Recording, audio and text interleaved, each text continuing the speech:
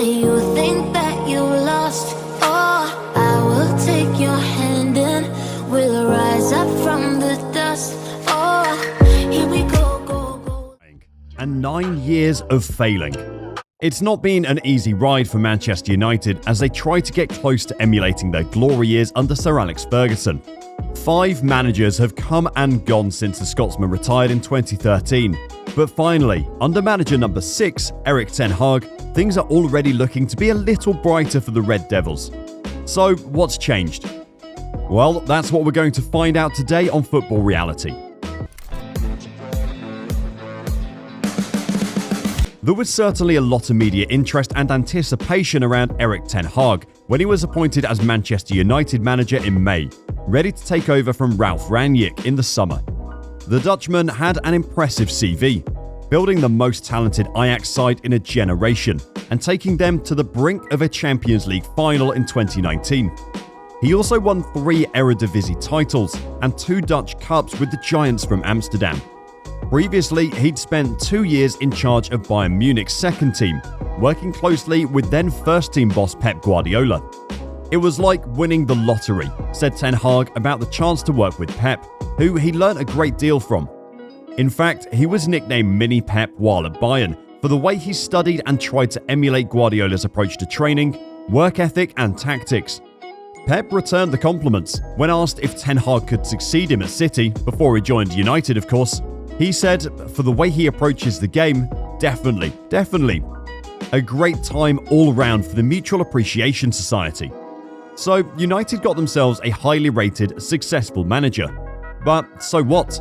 They did the same when they appointed Louis van Gaal, who in fact won 1 more Eredivisie title than Ten Hag, the Bundesliga with the Bayern first team, La Liga with Barcelona, and the Champions League with Ajax.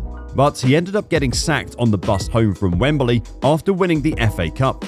Even Jose Mourinho, winner of 2 Champions Leagues and titles in England, Portugal, Spain and Italy, could only manage an EFL Cup and Europa League in 2.5 years at Old Trafford and was removed mid-season. If it's not the success, then is it the hype? Well, there was tons of anticipation for David Moyes, the first man to take the reins after Fergie's departure, and recommended by Sir Alex himself, thanks to his distinguished career at Everton. But he didn't even complete a full season at United, came 7th in 2014, a year after winning what is still their most recent Premier League title.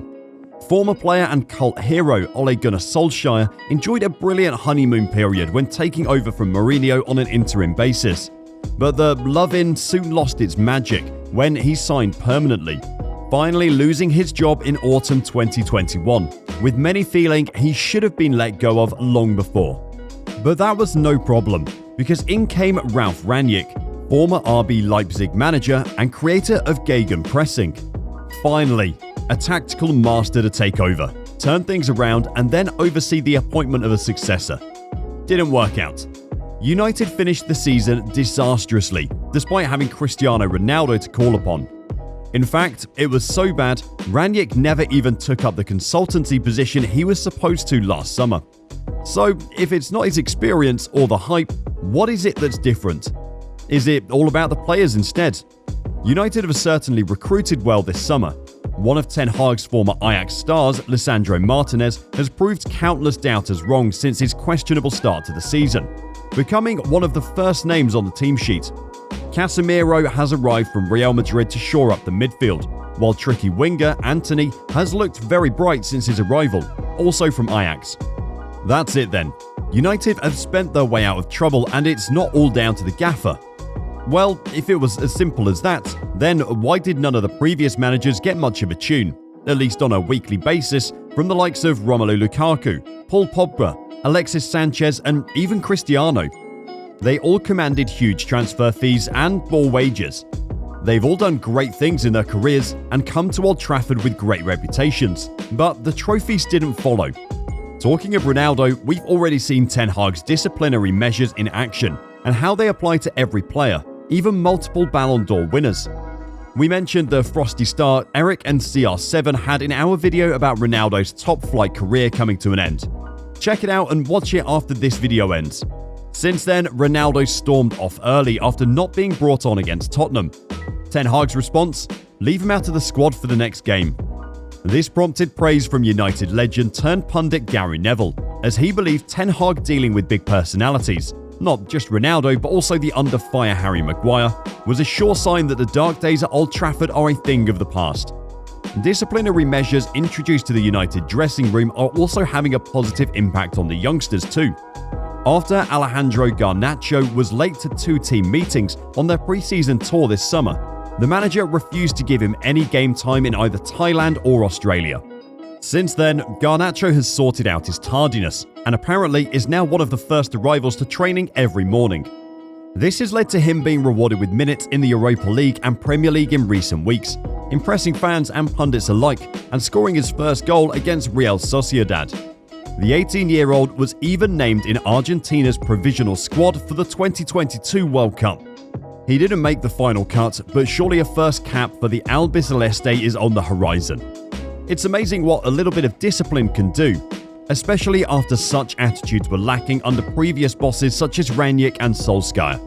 Tactically, Ten Hag wants his team to be proactive, with fast attacking football as teammates constantly give each other options, while in defence, they press. The attack seems similar to the style so familiar in Sir Alex Ferguson's day, while pressing is something Ralf Rangnick wanted to impose, but it largely failed. But Ten Hag is getting his philosophy across, partly because he uses the players that are best suited to it and sticks to his guns. For example, he brought Marcus Rashford back in from the cold and doesn't make Ronaldo the focus of tactics that don't suit him best. But are we going all in too early on Ten Hag? He's only been in the job for a few months after all, so are we being too quick to label him a success? Perhaps, but longevity isn't always needed to leave a club as a managerial hero. Take Chelsea, winners of 2 Champions League titles since United's last success in the same competition. The 2 managers who lifted old biggies, Roberto Di Matteo in 2012 and Thomas Tuchel in 2021, had both taken over partway through those respective seasons, won the biggest prize of all, then didn't exactly stick around long. Mikel Arteta began his stint as Arsenal manager brightly, winning the FA Cup in 2020, 6 months into his reign. He is now doing wonders with a young squad after 2 full seasons, which were both more challenging, but it's still that early silverware he has to show for all his work. So it seems there is no reason why Erik Ten Hag needs a long time at Old Trafford to be considered a great. If this current form continues and he wins a trophy or 2 before moving on, that certainly doesn't seem like a bad thing.